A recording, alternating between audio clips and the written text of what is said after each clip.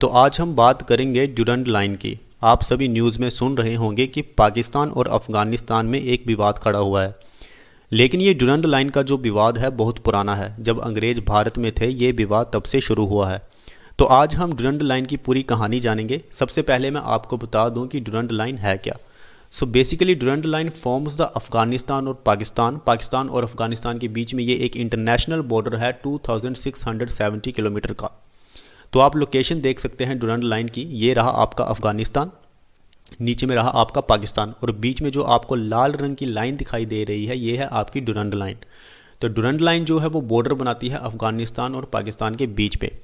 ये जो ऊपर आप देख रहे हैं पाकिस्तान एडमिनिस्ट्रेड कश्मीर, उस हिसाब से भारत भी अफ़गानिस्तान के साथ बॉर्डर बनाता है ड्यूरंड लाइन का। यानी कि ड्यूरंड लाइन जो है वो भारत और अफ़गानिस्तान के बीच में भी बॉर्डर बनाती है, जो ऊपर वाला हिस्सा है नदर्न साइड का।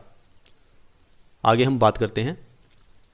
सो the western end runs to the border with Iran. तो अगर आप वेस्टर्न एंड देखेंगे ड्यूरंड लाइन का, वो ईरान को टच करता है।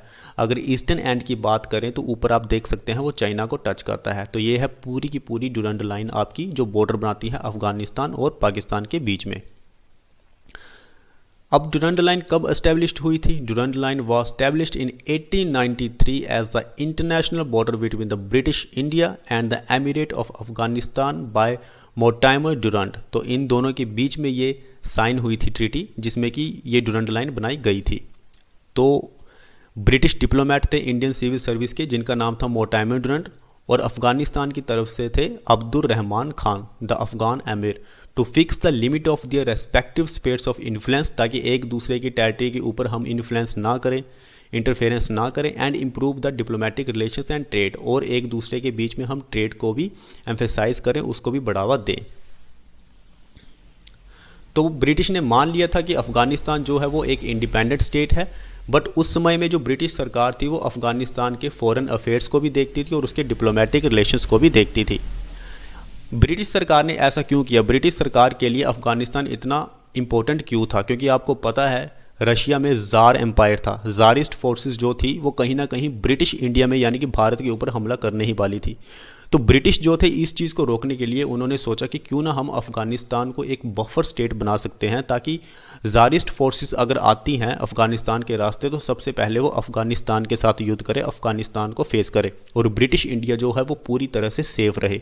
तो ये पूरी कहानी थी जो ब्रिटिश इंडिया ने एक डिप्लोमेटिक तरीके से अफ़गानिस्तान को बीच में लाया और रशिया से अपने आप को बचा लिया।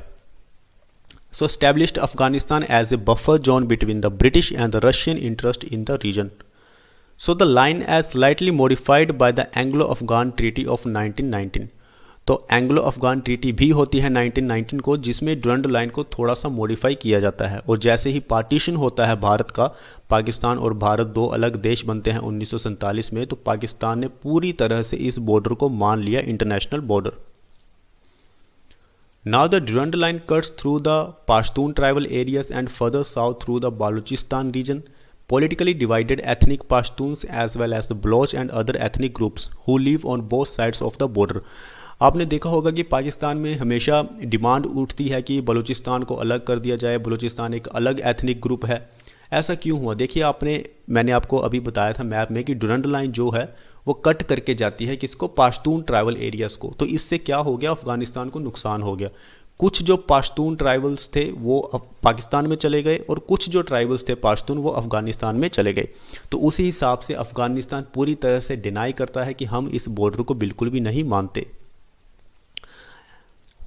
From a geopolitical and geostrategic perspective, it has been described as one of the most dangerous borders in the world। तो दुनिया का सबसे खतरनाक कहा जाने वाला बॉर्डर भी इसे कहा जाता है, क्योंकि इसकी जियोपॉलिटिकल सिग्निफिकेंस बहुत अलग है, जियोस्ट्रेटजिक पर्सपेक्टिव है, लोकेशन काफ़ी इंपॉर्टेंट है, तो इसलिए इसे डेंजरस बॉर्डर में भी गिना जाता है पूरी दुनिया में।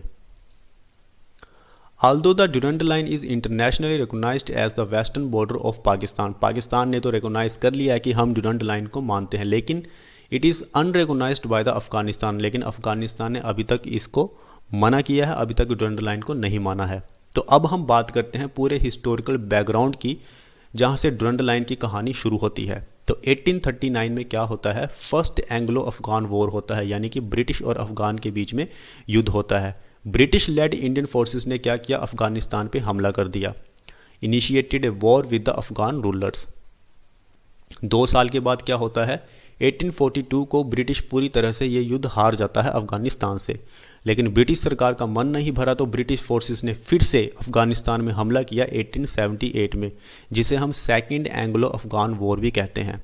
द ब्रिटिश वर सक्सेसफुल, तो सेकेंड टाइम पे ब्रिटिश जो था वो सक्सेसफुल हो गया था युद्ध जीतने में, एंड इंस्टॉलिंग एंड अमीर अब्दुल रहमान खान, और अब्दुल रहमान खान को अफगानिस्तान का अमीर नियुक्त किया। उसके बाद ट्रीटी ऑफ गंडमक साइन होती है 1880 को।